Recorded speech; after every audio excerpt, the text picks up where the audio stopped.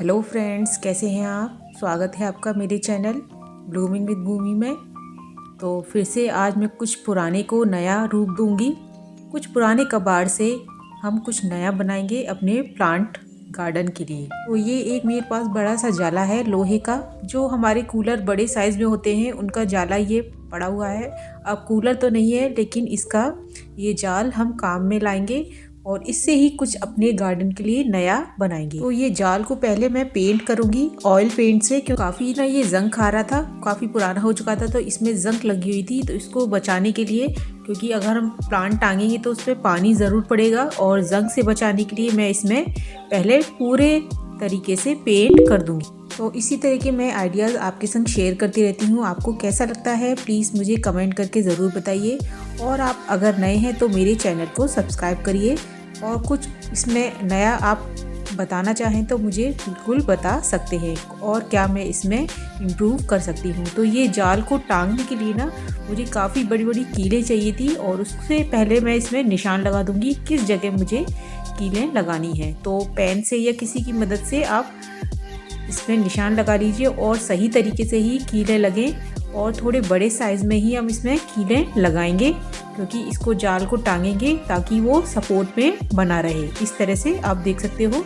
तो काफ़ी बड़े साइज़ में कीलें लगाएं ताकि वो बिल्कुल ऊपर तक आ जाए, बाहर तक आ जाए।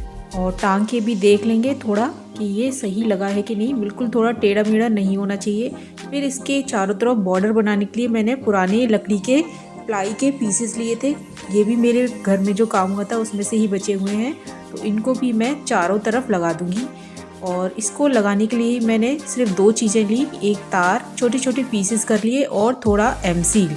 तो उसके ऊपर मैं एमसील तार से लगा चिपका दूंगी। और ये थोड़ा मैं कॉर्नर को इस तरह से डिज़ाइन दे रही थी कि कॉर्नर थोड़ा इस शेप में आ जाए। तो दोनों लकड़ियों को मैंने इस तरह से किनारे से कट कर लिया, और इसको मैंने लगा के भी आपको ऐसे तरीके से दिखा दे रही हूँ कि इस तरह से ये शेप आएगा।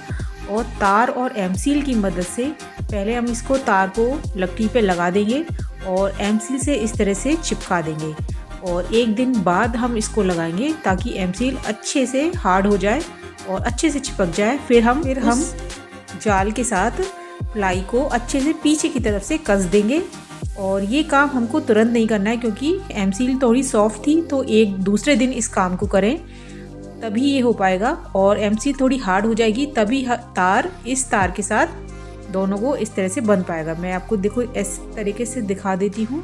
इस तरह से थोड़ा हम इसको फोल्ड कर देंगे इस तरह से, ताकि वो उसकी संग एकदम से टाइट हो जाए। आप चाहे तो कोई और आइडिया भी इसमें लगा सकते हो, चाहे तो फेविक हार्ड ग्लू या फेवी ग्लू किसी की मदद से भी आप चिपका सकते हो, जिस तरीके से सही लगे। देखो मैं आपको हार्ड ग्लू की मदद से भी दिखा दे रही हूँ, इससे भी आइडिया सही रहेगा इसको लगाने का। और हार्ड ग्लू आप इस जाल पे लगाते जाइए, ऊपर से लकड़ी को चिपका दीजिए। आप चाहे तो टेप का भी इस्तेमाल कर सकते हैं, लेकिन टेप क्या है, वाटर प्रूफ होना चाहिए। थोड़ा अच्छा टेप हो तभी काम करेगा, वरना बारिश में और सीलन में ये छूट के गिर सकते हैं। फिर इसको लगाने के बाद काफ़ी टाइम लगा इनको भी लगाने में। एक दिन मेरा इसी में चिपकाने में और फिक्स करने में ही चला गया। तो ये ओवरऑल कंप्लीट होने के बाद इस तरह से लग रहा था। फिर मैंने वाइट पेंट कर दिया। एक बार करने में ना पेंट काफ़ी सारा सोख रहा था, जो है लकड़ी मतलब काफ़ी सोख रही थी पेंट को। तो मैंने पहले वार्निश करा सारी लकड़ियों पे, ताकि पेंट हमारा कम से कम खर्च हो। फिर मैंने वाइट कलर को ग्रे कलर के साथ कंबाइन करके पूरी लकड़ियों को डेकोरेट कर दिया।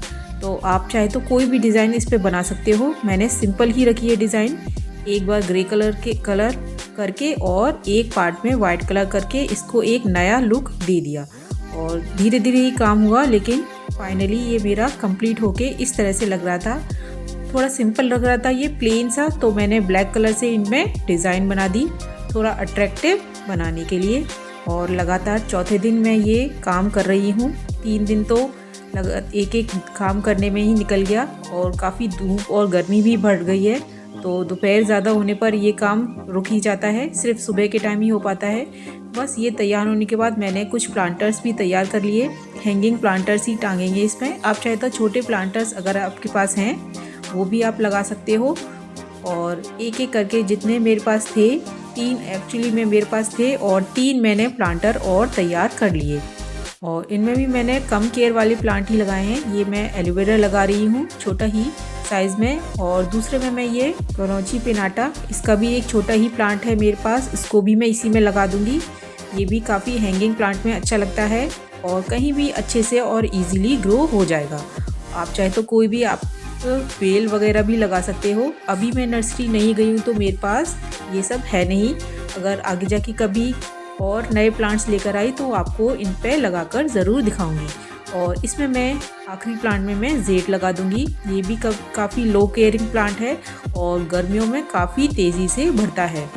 और अच्छे से मिट्टी फिल करके, मिट्टी क्या है, आप इसमें जब फिल कर रहे हो तो हल्के और लाइट होनी चाहिए। तो आप इसमें कोकोपीट की मात्रा बढ़ाकर इस मिट्टी को लाइट हल्का बना सकते हो। तो ये मेरा फ्रेम तैयार हो गया और एक एक करके मैं इसमें सारे आपको हैंगिंग प्लांट लटका कर दिखा दे रही हूँ।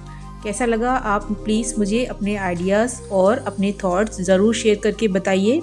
और 1 बाय 1 मैं सारे प्लांटर्स इसमें आपको लगाकर दिखा दूँगी। कुछ ना कुछ हर दिन नया करने से क्या है, अपने मन को भी अच्छा लगता है और काम पूरा होने के बाद जो खुशी मिलती है वो अलग ही होती है। काम छोटा हो या बड़ा करते रहना चाहिए अपने हाथों से, और अपनी मेहनत से किया गया काम अच्छा ही लगता है। और दूसरे जब तारीफ़ करते हैं तो एक अलग ही खुशी हमको मिलती है। तो कैसा लगा आपको मेरा ये आइडिया? घर में एक पड़ी हुई चीज़ कभी कबाड़ नहीं होती।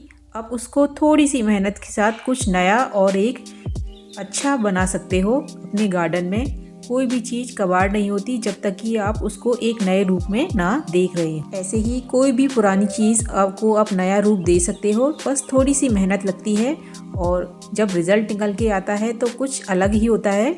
और ऐसे ही आइडियाज़ मैं आपको हमेशा आपके साथ शेयर करती रहूँगी।